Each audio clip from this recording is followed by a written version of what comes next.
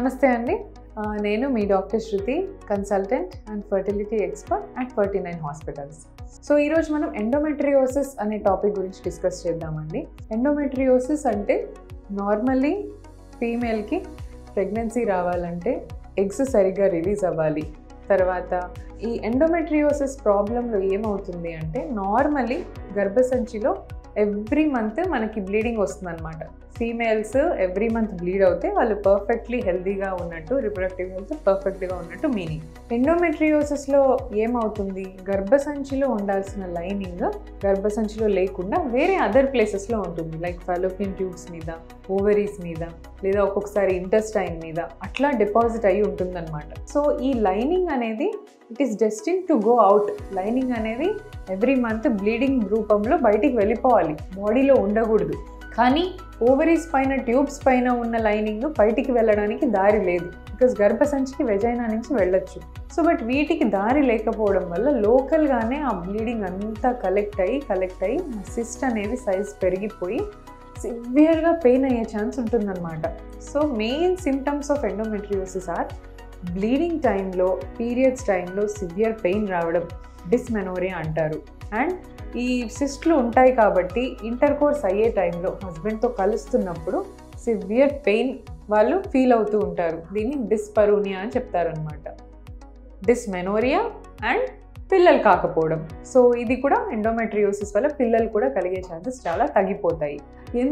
ఎందుకంటే ఈ ఓవరీలో నార్మల్గా ఉండాల్సిన ఎగ్స్ అన్నీ కూడా బ్లీడింగ్ వల్ల క్వాలిటీ అంతా తగ్గిపోతుంది అనమాట. సో ఎగ్ క్వాలిటీ తక్కువ అవ్వడం, తర్వాత లాట్ ఆఫ్ ఇన్ఫ్లమేషన్, లోపల చాలా ఇన్ఫ్లమేషన్ జరుగుతూ ఉంటుంది ఈ బ్లీడింగ్ వల్ల. నార్మల్ ఇన్ఫ్లమేటరీ మార్కర్స్ ఇవన్నీ కూడా రిలీజ్ అవుతూ ఉంటాయి అన్నమాట. సో దీనివల్ల ఏమవుతుంది అంటే ఊసైడ్ క్వాలిటీ తగ్గడము అండ్ ఇన్ఫ్లమేషన్ బాగా జరుగుతూ ఉంటుంది అనమాట. ఎండోమెట్రియోసిస్ ఈ అబ్నార్మల్ బ్లీడింగ్ ఉండడం వల్ల మన బాడీ ఏం చేస్తుందంటే అదంతా దాన్ని తీసేయడానికి మన బాడీ ఇమ్యూన్ రెస్పాన్స్ బాగా ఎక్కువ వస్తుంది. సో ఇన్ఫ్లమేషన్ అవ్వడము, ఇమ్యూన్ రెస్పాన్స్ ఎక్కువ అవ్వడము, దీనివల్ల ఏమవుతుందంటే యూట్రస్ బాగా ఇరిటేట్ అవుతుంది. అబ్నార్మల్ ఇన్ఫ్లమేషన్స్ ఉన్నప్పుడు గర్భసంచి రిలాక్స్డ్గా ఉండాలన్నమాట ప్రెగ్నెన్సీకి రెడీ అవ్వాలంటే. సో ఈ అబ్నార్మల్ కీమోకైన్, సైటోకైన్స్ వల్ల చాలా కాంట్రాక్షన్స్ ఇవన్నీ ఏర్పడుతూ ఉంటాయి. సో ఈ కాంట్రాక్షన్స్ ఉన్నప్పుడు ఏమవుతుందంటే ఇంప్లాంటేషన్ సరిగా జరగకపోవచ్చు. ఒకవేళ ఇంప్లాంట్ అయినా కూడా ఫస్ట్ ట్రైమెస్టర్ అబార్షన్స్ అయ్యే ఛాన్స్ ఉండొచ్చు. అండ్ ఇంకోటి, ఒకవేళ ఈ ఎండోమెట్రియోసిస్ కనుక ట్యూబ్స్ మీద వచ్చిందనుకోండి, ట్యూబల్ ట్రాన్స్పోర్ట్ కానీ లేదా ట్యూబల్ పెటెన్సీ కానీ, అంటే ట్యూబ్స్ ఓపెన్ అవ్వకుండా బ్లాక్ అయిపోవడం, ఇట్లాంటి ప్రాబ్లమ్స్ రావచ్చు అనమాట. సో ఎండోమెట్రియోసిస్ ఉంది అని ఎలా తెలుసుకోవాలి? ఒకటి సిమ్టమ్స్ నేను అన్నట్టు, రెండవది స్కాన్లో మీకు ఓవరీస్లో సిస్ట్ ఉందా ఏంటి అనేది తెలిసిపోతుంది అన్నమాట. సో ఎండోమెట్రియోసిస్ ఉన్నప్పుడు as soon as possible pregnancy plan చేసుకోవడం చాలా ఇంపార్టెంట్ అండి ఫీమేల్లో. ఇమ్మీడియట్లీ 1 year ఒకవేళ న్యాచురల్గా ట్రై చేసి రావట్లేదు అంటే మాత్రం డెఫినెట్లీ మెడిసిన్స్తో పాటు ఐయుఐ ప్రొసీజర్కి వెళ్ళడం చాలా ఉత్తమం. ఐయుఐ ప్రొసీజర్ మీరు 3 to 4 times ట్రై చేసుకోవచ్చు అనమాట.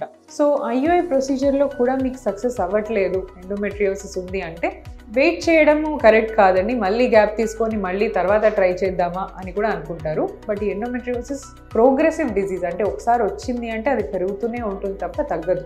దీన్ని తగ్గించుకోవడానికి మెడికేషన్స్ వాడినా అన్ని టెంపరీ అనమాట. మరీ సివియర్గా సిస్ట్ సైజ్ చాలా పెద్దగా ఉంది అంటేనే మనం సర్జరీ అడ్వైస్ చేస్తాము.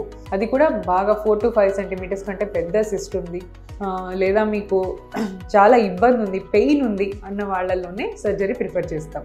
లేదంటే మెడిసిన్స్ తోటి ఎండోమెట్రియోసిస్ మేనేజ్ చేయొచ్చు.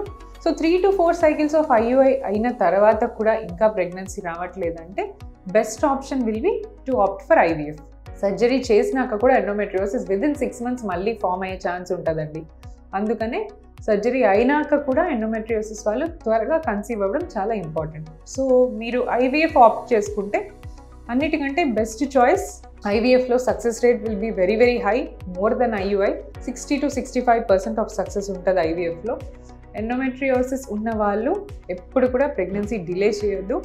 Definitely meet your doctor, either try IUI or IVF for best pregnancy rates. Thank you.